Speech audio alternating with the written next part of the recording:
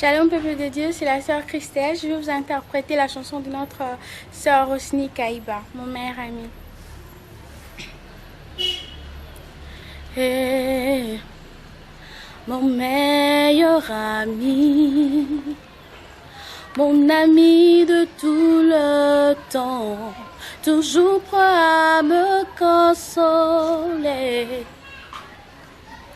Yahweh, mon meilleur ami, mon inganangaya motema, akotisanga na famia bonzambe, na betelo lisolo ya camarade nangai, azalaka lisusu camarade te, akomana ye fami nanga. Il est mon meilleur ami, son nom c'est Jésus, son nom c'est Jésus, mon meilleur ami, mon meilleur ami, Jésus mon meilleur ami, quand la dépression a frappé à ma porte, Yahweh, impossible d'en parler, personne ne pouvait me comprendre. Soki mon inganangae, atango nyoso Jésus. Jésus mon meilleur ami, Jésus mon meilleur ami. Peuple de Dieu, nous vous bénissons. Nous avons cette permission de la part de Dieu. Nous avons reçu cet ordre, ces mandats de la part de Dieu pour vous bénir, rien que vous bénir, et non vous maudire. Comme Balaam dit dans le livre de Nombres, j'ai reçu l'ordre de bénir, je bénirai, je ne maudirai pas. Voilà, bien-aimés, nous allons aujourd'hui partager la parole de Dieu en commençant par le livre de Jérémie. Nous allons voir beaucoup de versets aujourd'hui, mais commençons par le livre de Jérémie. Je l'aime beaucoup, cet homme de Dieu, ce grand prophète, malgré qu'il est mort scié en deux, malgré qu'il était jeté dans la citerne, il n'y avait que de la boue, il n'y avait pas d'eau, il n'y avait pas de pain dans la ville. Mais j'aime beaucoup cet homme de Dieu. J'aime bien parcourir ses livres, les lire de bout en bout. Jérémie chapitre 1, verset 4 à 5. Jérémie chapitre 1, le verset 4 et le verset 5. La parole de l'Éternel me fut adressée en ces mots. Ça, c'est Jérémie qui parle. La parole de Dieu me fut adressée en ces mots. Quand Dieu te parle, il y a des mots. Dieu utilise des mots pour te parler. Verset 5. Avant que j'étais formé dans le ventre de ta mère. Ça, c'est Dieu qui parle. Voici les mots que Dieu a utilisés pour parler à Jérémie. La parole, il dit, avant que j'étais formé dans le ventre de ta mère, Abi Iyambo, na formé yo, na peso forme, na libouma mama na yo. Qu'est-ce qui s'est passé? Je te connaissais. Avant Nzamba formé na kata libouma mama, Nzamba ibaki yo. Dieu te connaissait toi ma soeur. Dieu te connaissait toi mon frère. Dieu me connaissait moi. Avant que papa na maman bakutana, basala histoire na bango ya amour. Avant que papa bimisa maloba, et pas ya maman, que na lingio maman, okoma mwasi na ngai, na bala yo. Zamba yebaki déjà. C'est-à-dire que toi tu existais déjà. Tu existais, moi aussi j'existais. Ma soeur, mon frère, tu existais dans le plan de Dieu. Dans le plan merveilleux de Dieu. Il dit, et avant que je t'ai formé dans le ventre de ta mère, je te connaissais. Et avant que tu sois sorti de son sein, je t'avais consacré. Avant qu'on bimale bon maman, Nganzam a consacré Kyo. Consacré Nikolba, mise à part, Oba Tchepembeli. Mise à part pour Nani, mise à part par Dieu et pour Dieu. Tu es mis à part mon frère. Tu es mis à part ma soeur. par Dieu et pour Dieu. Tu n'es pas mis à part par quelqu'un d'autre. Tu n'es pas mis à part pour quelqu'un d'autre. Tu es mis à part par Dieu et pour Dieu. Et loko fouye bakangwana. Nzamba chao à part pour naye, a chao yo à part, yem ta chao à part, et puis a chao à part pour naye. Il dit ceci: avant que je t'ai formé dans le ventre de ta mère, je te connaissais. Et avant que tu sois sorti de son sein, je t'avais consacré. Avant bimana libon maman, nzamba tchakyo déjà à part, à consacrer kiyo. Je t'avais établi prophète des nations. Nzambe a établi ça qui a déjà prophète à ma nation avant que bimana libon maman. Voilà, bien aimé. Donc tu n'es pas n'importe qui. Mon frère, ma soeur, tu n'es pas n'importe qui. Parce que Dieu te connaissait. Dieu te connaissait avant qu'il te forme dans le ventre de ta mère. Avant qu'il me forme dans le ventre de ma mère. Dieu me connaissait et Dieu m'avait mis à part. Nanaloba. Avant qu'il chasse ça, qu'il chasse ça, Nzamba ebaki, qu'il chasse ça et avant qu'il chasse ça, batonga ba immeuble, batonga boulevard Lumumba, boulevard du 30 juin. Avant qu'il y ait Tambo magasin, avant qu'il y ait Tambo, Bandalungwa, Ngiri, Selembao, Lemba, Matete. Wane zakina nous samba na banyamarakat. Nzamba yeba ki ke kokoma boye. Nzamba yeba ki kokoma na 24 communes. C'est pour te dire que Nzamba yeba ki avant. Donc, ko sakana kana vinote parce que ça n'importe qui. Nzamba yeba ki avant mon frère. Nzamba yeba ki avant ma soeur. Avant koma oyo zalilo. Nzamba yeba ki yo. Na c'est permis la parole wana. Nzamba yeba ki yo avant okoma oyo zalilo. Et yoka, lokola nzamba yebaki yo avant, nzamba consacré ki a part, donc oza mutu ya pamba te. Obi elingo lobani a partir la boyi. Okozo zoli ya sani moko na bandeko na yo. Ozola la mbetu moko, mais oza ndenge moko na bango te. Oza ndenge moko na bandeko no te. Parce que Dieu te connaissait avant qu'il à part. Il te connaissait même avant que tu sois formé dans le ventre de ta mère. Nzamba tchakyo pembeni, tu n'es pas n'importe qui. Même si bozanda kumona bandekono, oba yebi nzambe lokola yote, bozandenge mokote. Toi tu es différent d'eux. Oza mutu moza différent. Ata bozuli ya sen moko akoti loboko, wa bimisi, wa tche, wa bi, ata bozo sukola maboko avant ko la sani moko, bozandenge mokote. Et lokona fo tchaka ngona mutu na yo. Et lokona fo mema kango. Et le qu'on a fait ça tout le temps. C'est pourquoi Moutou Oa Yebi Oyazali, que Azam Moutou Onzamba Yeba qui avant que Nzambe Asala Mukilo, avant que Nzambe Asala Maman Oa Botier, avant que Nzamba Sa Papa Oa Botier, Moutouana Kote, même démarche à Moutouana, même façon à Koloba Moutouana, et qu'on a différent, n'a pas ton soit famille, n'a pas ton soit quartier. Voilà. Allons-y rapidement. Jérémie 33, 12.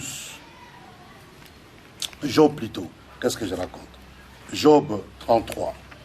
Job chapitre 33, verset 14. Pourtant, il y a 14, c'est le verset 18. Dieu parle cependant, tantôt d'une manière, tantôt d'une autre, et l'on n'y prend point garde. Nzamba lobakana ba lolenge belé, mais mutaza ko kebate. Mutazo zo mayelete. Nzamba zo alobaka ba façon belé, mais mutazo sala kebate. Il parle par des songes. Donc, Nzambe langage naye, ils ont songe.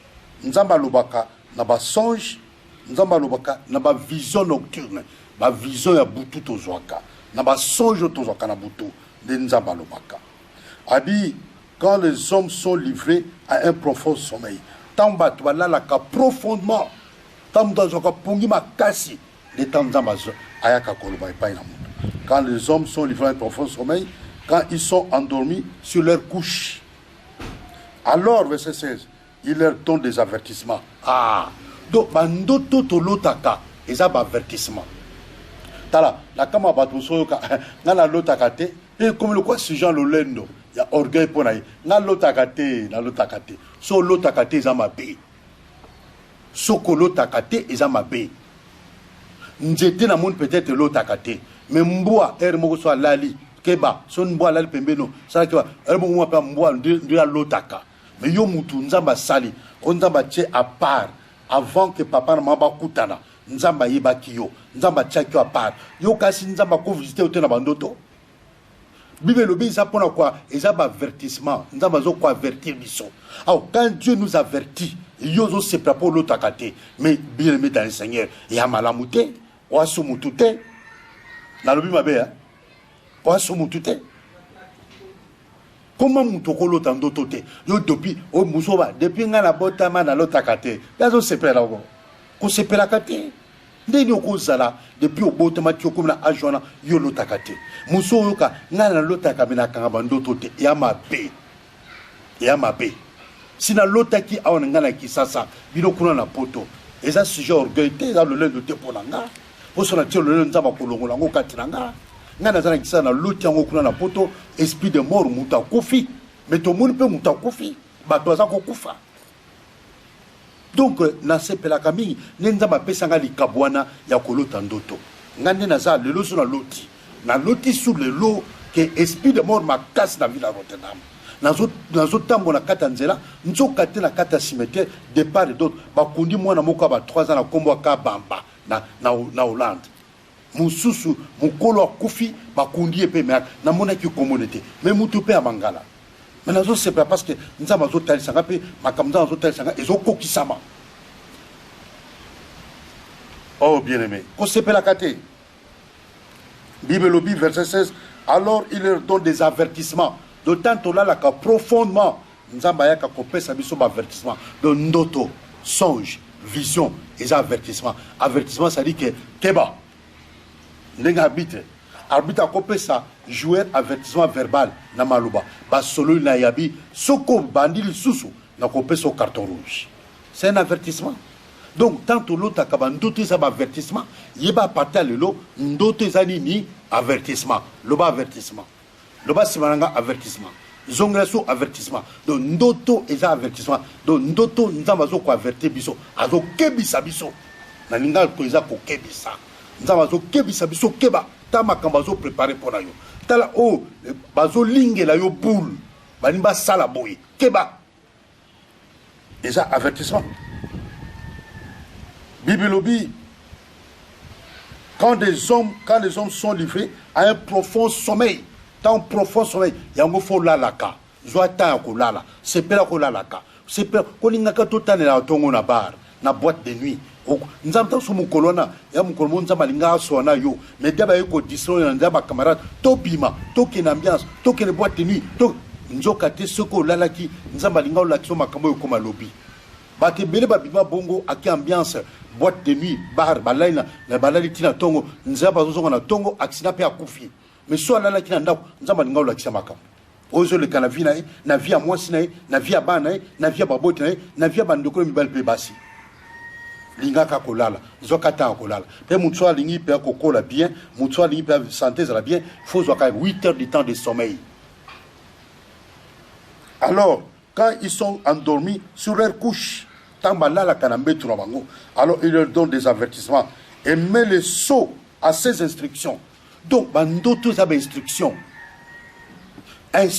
yoka instruction ndoto za instruction vision et za instruction nzamba zo pesa biso ba instruction nzamba zo pesa biso ba avertissement au moins ba baso telemela yo mais yo yebite mais tant yo lali pongi o bondeli avant lala nzamba zo tali soke keba nzamba solo bana Paul abitala kolo ceinture oyo nzamba lobi na ngai soki akena mboka te bakokanga ye na ndoto nkolo na biso Yesu Masia papa ne nzaba bimela papa ne na ndoto abi mwana o bazuluka baboma ye boka matamwana Herode azuluka baboma ye Herode amoni étoile na ye azuluka aboma ye alobi na ba mage boke no kotala mwana wana botami simanango boya ko yebisa ngai parce que ba mage bamoni étoile na ye batu ba mona pe étoile no za ko briller mais yo mona ngote mais ba nguna no ba mona étoile za ko briller pe ba freiner étoile na ba nyati yango ba boakela ngo béton pote bimate yoza mute étoile yoza pas étoile pe yebani koza mute étoile tant zo kola pe bazor bano basala nzambe azobana oke oza na étoile moko makasi oza na destinée moko puissante mais kenda wapi parce que nzambe azolobana yo tant nzambe azokoavertir na bandoto azopesa bainstruction yoka 1 ndoto vision eza un avertissement 2 eza instruction c'est une instruction nzambe azokopesa instruction à partir d'instruction koyeba ndeni kotambola Bible lobby alors il donne des avertissements et met les sceaux à ces instructions sceaux eza caché ça dit que nzambe atiaka caché na bandoto oyo apesaka biso bato ebele bazala komona loti ndoto ntango to mpe apriaka te me bandoto ne ekokisamaka kaka kosalaka blague na ndoto te kosepelaka te nde olotaka te ya mabe okozala nopoza lokola epave kaka otambolaka kaka epave kaka mais ozotambola olati no bien kimbundi ya bien olati tailleur ya bien sapato ya bien ya valeur montre ya bien mais oza epave olotaka ndoto te bakolongolo na mokili kaka boye bakolongolo na mokili nde balongola liyanze na mutu balongola plutôt sili na mutu nde balongola liyanze na mosapi bien aimé dans le Seigneur keba Joseph azloti mandoto Joseph akoma premier ministre azwango na ndoto amoni mpe abe étoile ezogumbamela ye amoni sanza ezogumbamela ye amoni moi oyo eza papa ne ezogumbamela ye sanza mama ne ezogumbamela ye baétoile ezogumbamela ye papa akompagne ndoto bandeko ne bakompagne ndoto papa akompagne ndoto yoka eloko papa azoloba pour comprendre eloko papa azoloba oh papa azoloba qu'est-ce signifie ce songe est-ce que yoko régner sur biso est-ce que yoko gouverner biso papa azoloba eloko wana mais papa makambo azoloba azwango wapi que yoko régner sur biso mais parce que papa a comprendre que ndoto mwana zwi ba étoile ezogumbamela ye sanza ezogumbamela ye moi ezogumbamela ye moi ezanga papa sanza eza mama sotali moi les soleils sont masculins eza papa la lune c'est au féminin eza mama ba étoile bien que ça au féminin mais eza bana oyo papa abotaki oyo Jacob abotaki ezogumbamela ye ndoto aliboso ayoko lota ndoto mususu ba gerbe de fleurs ezogumbamela ye eza kaka ndoto moko ezaka ndoto moko bien aimé dans le Seigneur oh ya pasi donc sozo lota te ya malamu te soko za kolota te eza malamu te ata moke kosepelaka nango te yoka Bible lobini Genèse chapitre 37 verset 5 Joseph eut un songe et il le raconta à ses frères qui les haïrent encore davantage. Yo ozakamaye le mingite limbisangai. Na loba eloko wana. Même ngape e mo pe zakamaye le mingite. Parce que na loti ndoto nzaba lakisi ngai. Bible lobi na loti ndoto nzaba lakisi ngai na za na Belgique. Na loti ndoto mbo asunga. Mais na za na rendez-vous na au commissariat. Na place Roger Boyepi. Mais malgré la loti na butu ndoto amabe mbo asunga na quel rendez-vous? Qu'est-ce qui s'est passé? Il s'est passé oyo yebi na vinanga.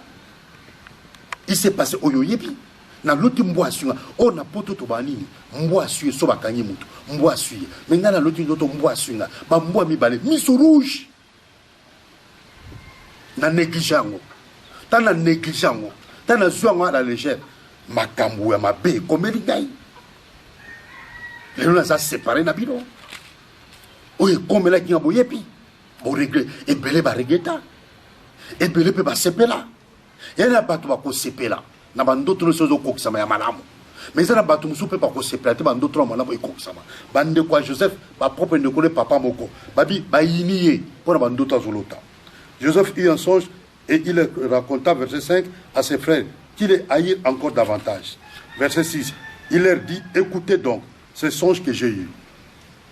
Nous étions alliés des gerbes, verset 7, au milieu des champs. Et voici ma gerbe s'éleva. Gerbe n'a été télébi. Ma gerbe s'éleva. Et c'est un debout. Oui. Et l'une koloba pouvoir, ça dit que élévation naïe. Tala nzamna osala gerbe à fleur, hein? Mais ils a vie à moutou. Magel s'éleva et se tint debout. Ton monde père Joseph, Dieu l'éleva en Égypte. Il devint premier ministre en Égypte. Et c'est lui qui donne des conseils au pharaon. Que voilà, c'est chéri ce Zoya, tout ça la bouille, tout bon babiloko. Et après le pharaon en Égypte, c'était Joseph. À partir d'Ndoto. Mais soit qui t'a pour Koksama. Ndoto no, attends que soit t'a pour Koksama. Attends là. Cette prophétie, même si elle tarde, attends là. Elle finira par s'accomplir, certainement. Yokana sepe la phrase. Mageb s'éleva. Bien aimé, lève-toi. Que tu te lèves. Nyonso yo et s'élever. Nyonso kurba qui na vida yo et telema.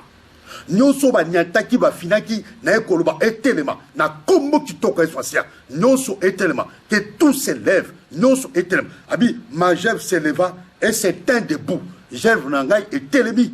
Oh, Mageb s'éleva. L'élévation. Et se tint debout. Et telemi oui. Et telemi penda. Ça c'est l'élévation qui vient de Dieu. Et vos gerbes l'entourèrent. Abi ba gerbe nabino. Et entouré ba gerbe nangai. Et zingi ba gerbe nangai. Et entouré ba gerbe. Ça dit que celui qu'on entoure, c'est le chef.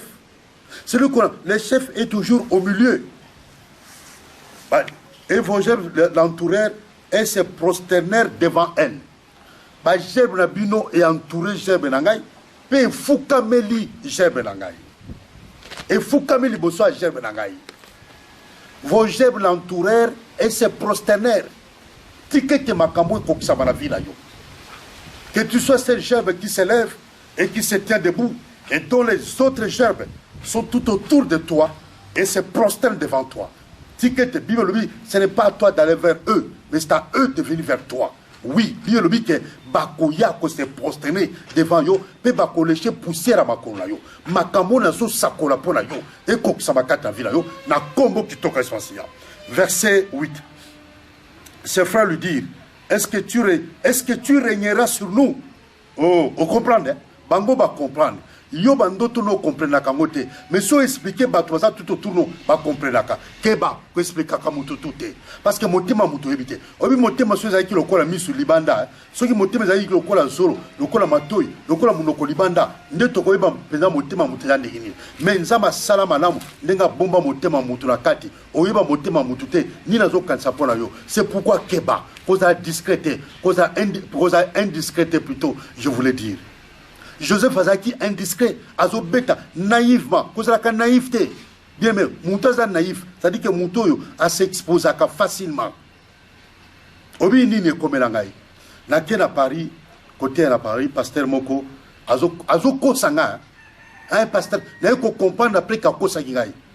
Azunga la piège. Abi ne komuga za waza antillais, l'église nabiso awa, église na Moko na Paris, il y a pasteur na kena oteya.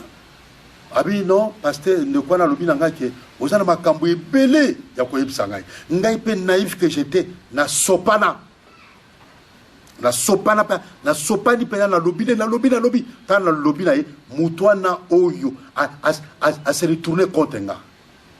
Cet homme de Dieu a se retourner contre ngai. Tala mutu soka iba point faible na yo. Soka moni ozoko se lever oke mulai, oke musika, nza ozoko lever, ako simba, ako fina ba bouton ya faiblesse na yo, poto yo kita. Ako luka place ba bouton ya faiblesse ozali, poto yo kita. Parce que azomona ozoko se lever, bande quoi Joseph va comprendre. Yo kababi, c'est faut lui dire, est-ce que tu régneras sur nous? Va poser une question. So tanyango na Genèse 37, Genèse 37 verset 8 au komonango. Est-ce que tu régneras sur nous? Pour régner, on t'a régné à Moutouaza Moukozi. Roi a régnaka, reine a régnaka, Moukoz a régnaka, président a régnaka, premier ministre a régnaka. Est-ce que tu régneras sur nous? Et il les haït encore davantage à cause de ses songes et à cause de ses paroles. Babi, baïni et makasi à cause de bandoto naye, pe à cause de maloba naye. Batbaïna kayo à cause de bandoto nayo, ya kitoko nzamba la kisakayo, et puis à cause de maloba nayo.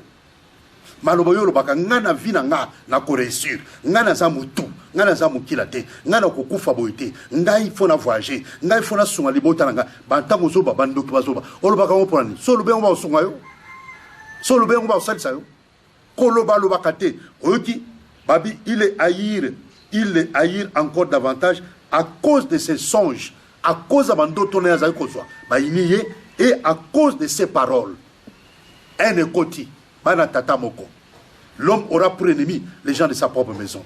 Donc,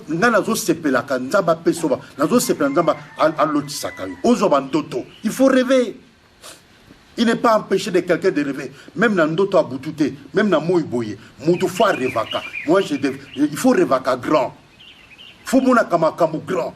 Et quand on a un grand, yope sala il faut que ça monokope kanga. Ma bondeli pekuna. Kota ma bondeli, bondela. Kota kende prière, na kata zamba, luke ensemble. Mais parce que tu as une grande vision. Vous avez une grande vision. J'ai une grande vision. J'ai une grande vision. Verset 9. Il y eut encore un autre songe. Et il le raconta à ses frères. À qui est-ce que place Batazo Yinaye? La mouka, aveuglement et quoi, envoûtement et quoi, manipulation quoi, manipulata Joseph Makassi, envoûta qui Joseph Makassi, mais yoka, envoûté Makassi, azo qui kai paina bango, bien que bazo Yinaye, yazo beta bango kama solo, azo beta kama solo kai paina bango konaye. Bien aimé dans le Seigneur. Bien qu'azo beta maso bango bazo Yinaye, mais yazo kirikaka. Bien que ba Yina qui est, mais ndoto na ye et kokisamaki. Obi na suka lobi na bangoni na kata Égypte tant le côté Israël bakina Égypte abi bo silikate bo ka passe na motema te na nde boteka kingai nzambe muta préparer ki boteka nga nzambe muta préparer boteka nga enfin que makambu oye kokisama bande kone ba komi libosa Joseph tamba découvrir que ça Joseph ba fukama libosa Joseph omoni ko fukama o gerbe e fukama ka yango e ko kokisama na Égypte oui bokolo tandoto na Israël ke ba to fukamelio mais e ko kokisama Israël te e ko kokisama na territoire musu e ko kokisama na pays mususu alota kindoto ke ba fukamelie gerbe fukamelie et entouré ba gerbe yoka ba mo hein et ba gerbe et se prosterner devant lui, paix et entouré. Bah, étoile paix et entouré. Oh, bien-aimé. Yoka, il y eut encore un autre songe, et il raconta à ses frères, verset 9, il dit, j'ai eu encore un songe, et voici le soleil, la lune, et 11 étoiles, pas 12 étoiles. Alors qu'ils étaient 12 garçons. Mais il parle de 11 étoiles, ça dit que c'est 11 frères. Les 11 étoiles sont ses 11 frères. Le soleil, c'est son père, la lune, c'est sa mère. Et il dit quoi? Le soleil, la lune et 11 étoiles se prosternaient devant moi. Tomoniango, bande konaï, dans les côtés d'Israël, bakena Égypte, ils se sont prosternés devant Joseph. Quoi que Baïna qui est. Quoique Baïnaki y est à cause de ses songes, à cause de ses paroles, est-ce que tu régneras sur nous? Est-ce que tu gouverneras sur nous? Papa n'est pas à l'obiango. Papa avait compris. Bande ne peut pas comprendre. Mais il y a à comprendre. Ça peut arriver. Kolondoto, kolo vision, à comprendre. Ozo vision, il y a que ça les locaux sont boy. Mais baso, yozo comprendre que c'est une grande vision. Mais les gens qui sont tout autour de toi, baso comprendre que ozo grande vision. Mais à cause de la grande vision, baso ino, keba poison est commis. Même dans Kinshasa, poison est commis. Bah, pasteur, bah, comme contient là, poison. Azu poison, tiens, moninga de poison. Parce que nous moninga na zoté ya malamu, moninga de ba miracle, nous avons coq ça ba miracle. Nanzela ministère na ye, bah, toiso bika, bah, toiso c'est quoi? Et bandeko, bah, na maille au pasteur à Melaka, bah, tiens, poison. Au début, yeso, bah, tiens, là, à 5 qui maille sur la croix. Mais bah, pesa qui maille, bah, pesa qui maille, bah, pesa qui vinaigre. Kebana vinaigre.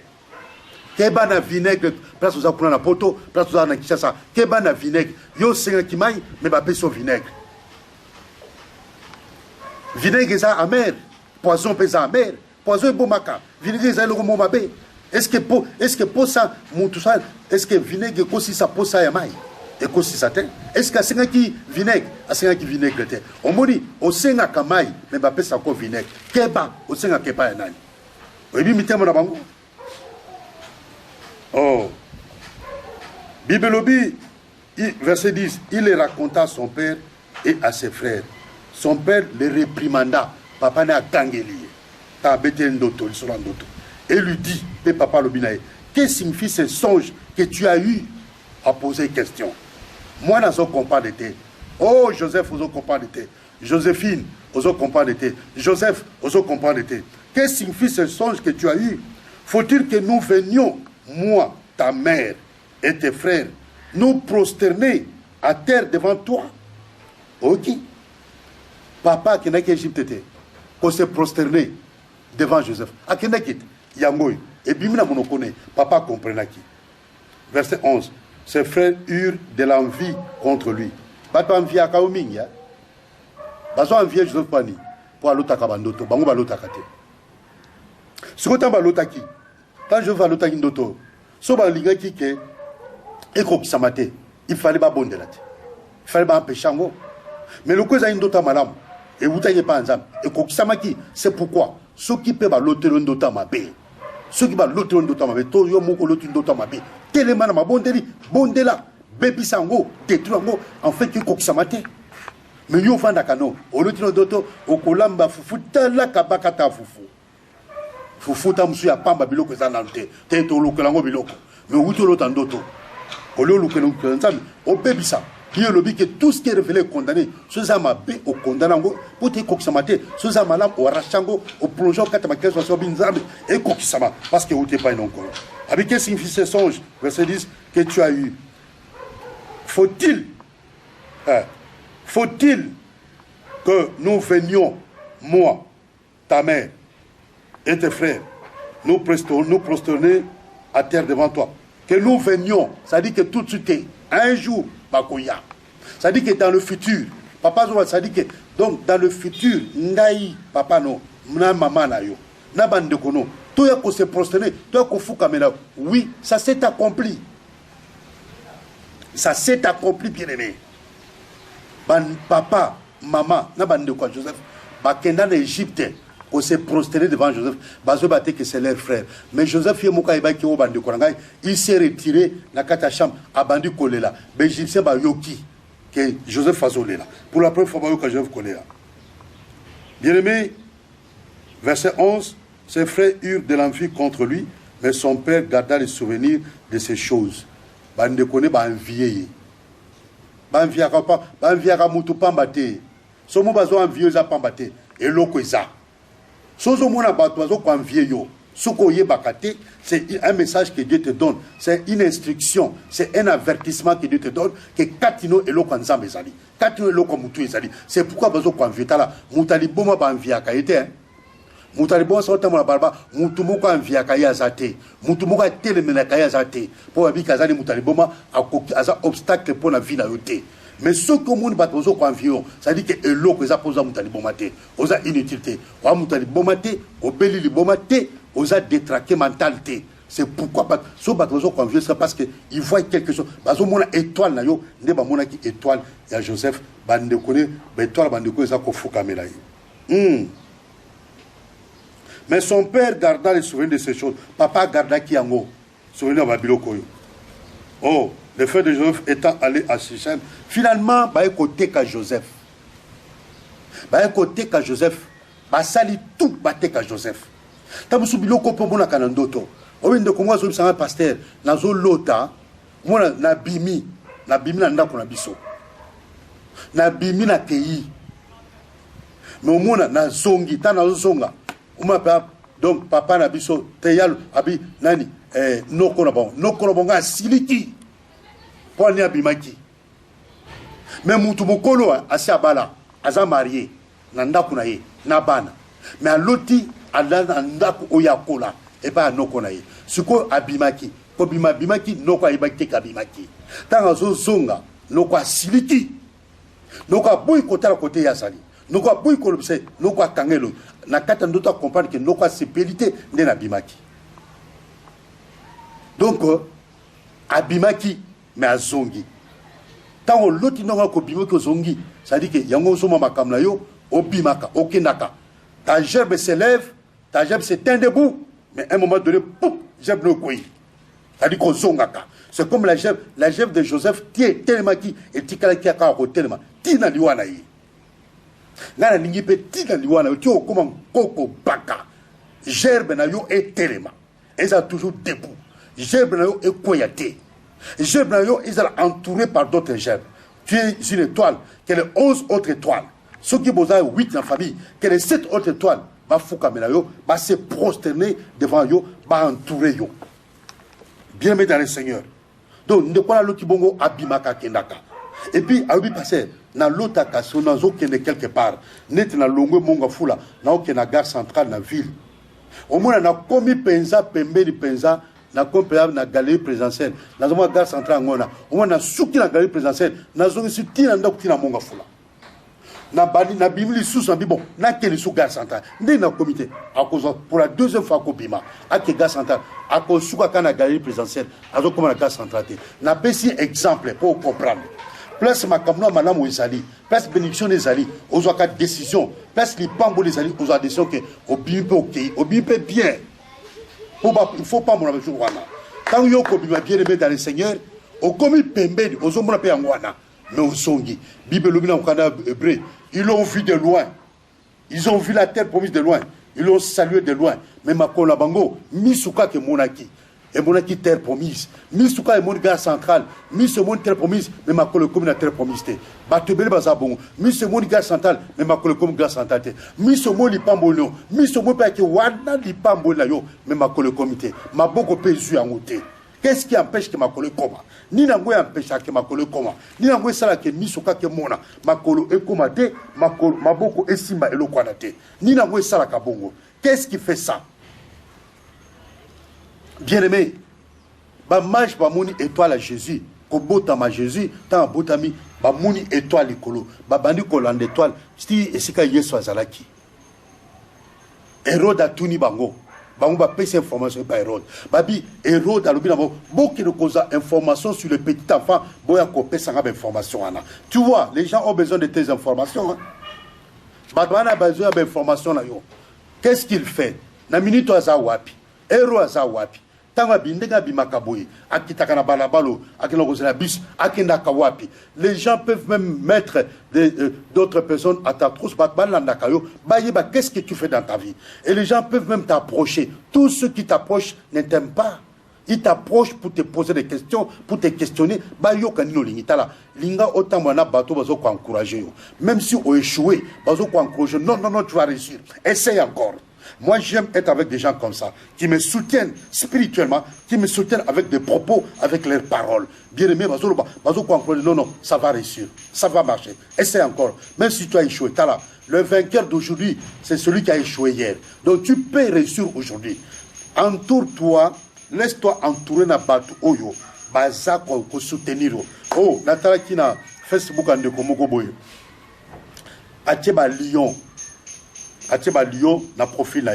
Pé a commis, entoure-toi des gens qui ont la même vision que toi. Oui. Entoure-toi des gens qui ont la même vision que toi. Atieba Lyon na profil là. Ba Lyon, bango tout mis en moïse tala kaka et na direction moko. Zalana bateau yo, bazo tala na même direction que yo. Kozana bateau te bazo tala na direction, yo zo tala tout droit, bango tala à gauche, bango tala à droite. Bien aimé dans le Seigneur, bakotiko ke musikate. Olingato zana bateau baza pessimiste, bateau ba bika ko décourager bateau. Zalana linga aux entourés na bateau yo. Oh, bazo permettre que tu peux t'envoler, tu peux partir. I believe I can fly. Je crois que je peux m'envoler. Je crois que je peux partir. Je crois que je peux réussir. Je crois que je peux réussir. Oui, bien aimé. Quand on l'autre ndoto katkata butu, tellement bon de là. Ndoto ma bé. Tant on l'autre ndoto le quoi, on a kata cimetière. Et c'est esprit de mort. On l'autre ndoto, on s'en a bateau ba kufa, bateau ba kufa. Et ça esprit de mort. Biologie, quel rapport y a-t-il entre la lumière et les ténèbres? Qui est lumière dans ce cas ici? Dans ce cas-ci, celui qui est lumière, c'est celui qui vit. Parce que biologie, ce ne sont pas ceux qui descendent dans l'eau de science qui glorifient le terrain, mais ce sont nous les vivants. Comment tu peux être en contact tout le temps avec les morts? Tant vous êtes tout le temps en contact avec les morts, makamno tout peut kokufa. Ya okomona tout ya yo, esprit de mort kokota, même na mon na yo, même na ngubo tekaka, même na pondo tekaka, même na futo tekaka na coin, esprit de mort kokota kati na yo. Bien aimé dans le Seigneur, okomona mutu mususu. Na koluka biso versana comment pas esprit paya de mort esprit de mort que esprit a mutu akufa ayiba vandi kati na mutu akoti kati na vandi kati na yo et ceux qui mutu akufa avandi kati na yo peut-être à partir à kombo oba pesa yo pe na ndoto omuna kango bien aimé dans le Seigneur okola mukate okoza conscience yo lingi pa ni beba na vino pour conscience ni pozo linga pa ebeba na vina yo Yo kanisi pa Bible lobi ke na tia yo à part. Na yeba yo avant papa na maman no ba balana ba yebana. Nzamba yebaka yo. Yo kasi nzamba yebaka yo, tant nzamba yebaka yo que il t'avait mis à part. Il te connaissait avant que tu ne sois formé dans le ventre de ta mère. Dieu te connaissait que ba au katana lokolo, ozana mokili, au botan bien makolomi balé, mais un jour accident lokolo katani. Non, Dieu ne te voyait pas comme ça. Mais un monde de ténèbres de sala bongo. Tam so lota qui peut d'autres ko sala accident. Ndoko moko moi si aloti pe que nani papa kultuna bengi aso benga yaka lobi ko zanga te lobi ko zanga te a combien on peut la lettre peut plusieurs fois ko zanga te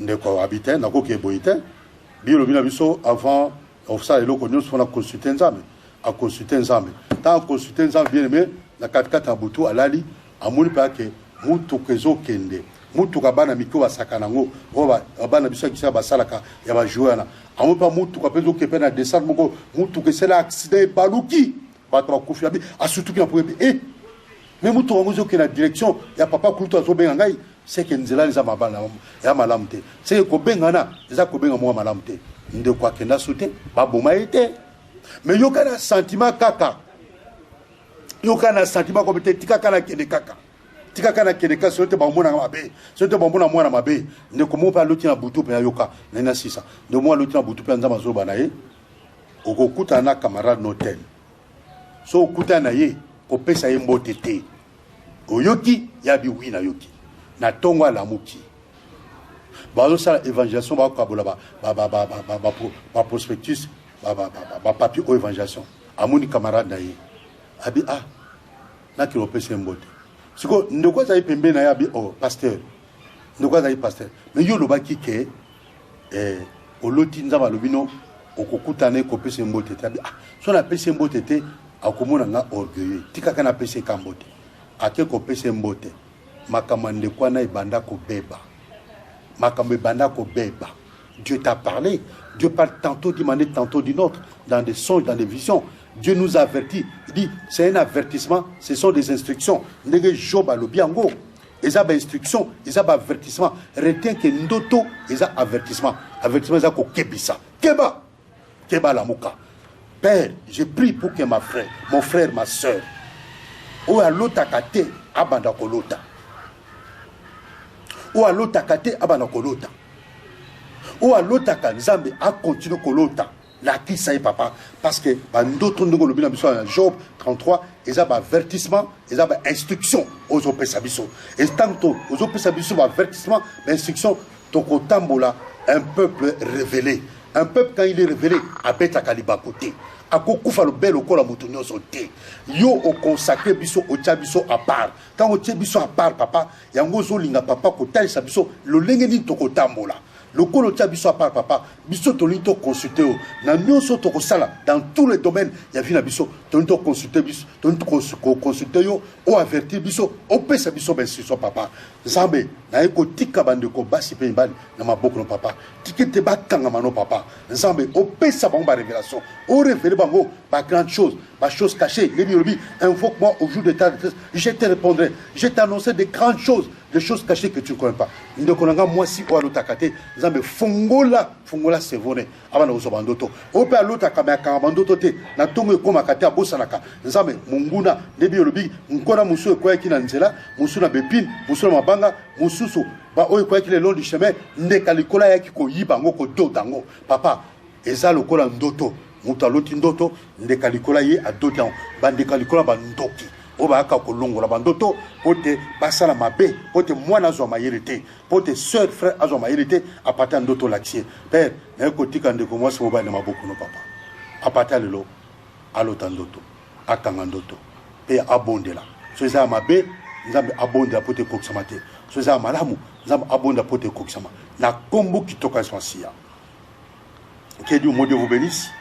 Si Dieu le veut, tu vas continuer sur le chapitre 1. Yandoto, de ton pouce na bonne année, 50 ans va révéler yo. Nini bazo programmer, nini bazo planifier, bando kaliboton, no nini bazo planifier compte bino awana mois de décembre. Yo kanabso, chaque famille ndokaza. Na chaque famille ndokaza, chaque quartier, chaque balabala ndokaza. Na libota tout, na quartier tout, na balaba tout na commune tout ndo kazali et la famille mo te ko ba ke biso ndo kazate so bana ndo te ba no occultiste donc keba tout ensemble dans notre famille nan azana misala babe nan o nkolo azaya yote nan o afrinaka étoile na biso nan o nyata étoile na biso nan o yaka ko boaka béton sur béton na biso pour te béton na biso éternellement sur ba germe na biso pour te germe na biso éternellement. Père, je bénis ces messages. Laisse que toute personne qui sera ces messages nous ambe au pambolay nous ambe au visiter amona lo boko na yo que sa germe se tienne debout que sa germe se lève et se tienne debout et que son étoile brille parce que Jésus Apocalypse dit tu es l'étoile brillante du matin. Fais briller l'étoile de mon frère, de ma soeur, na kombo qui te correspond. Je suis le pasteur Innocent, votre frère, le pasteur Innocent depuis Kinshasa. Vous voulez prendre contact avec moi, 081 311 45 06. Ma soeur, mon frère, que mon Dieu vous bénisse, qu'il bénisse votre foyer, vos enfants, votre mari, votre épouse, qu'il bénisse votre travail, qu'il bénisse votre eau. Maïna bilo melaka. Nzam na yeko pambolango. Biloko bilo boliaka na yeko pambolango. Bilamba na bilo na yeko benirango. Ba sapato na bilo na yeko be. Nyonso oya bino. Biloko to ya bino ba kiti meuble appareil ba couvert tout. Na yeko plonger ngo, na yeko purifier ngo, na plonger kata ma clé sociale car tout est purifié sanctifié par la parole de papier. Na yeko bomba banda ko bina sa ma clé sociale. Monguna ko ya amona banda ko bilote, avia bandoki e ko ya nanda ko bilote, mi tuka ba train ba bato bandoki e mona nda ko bilote. Père éternel, ba ange ensemble wa possession banda ko bino, na kombo kito essentiel, na ko petit réunion mo ka bandoki et ça matin na salon na yo, et ça matin na salle de bain na yo, na cuisine na yo, na ba chambre na bino et ça matin pour d'entendre ko bino, ba chéribe bazalana, ba pour d'entendre banda ko bino, ba pour d'entendre ba chambre bino, nzambe na ngai on ensemble là avec grand étendement à pambola bino, à visiter bino, na kombo kito essentiel. Amen.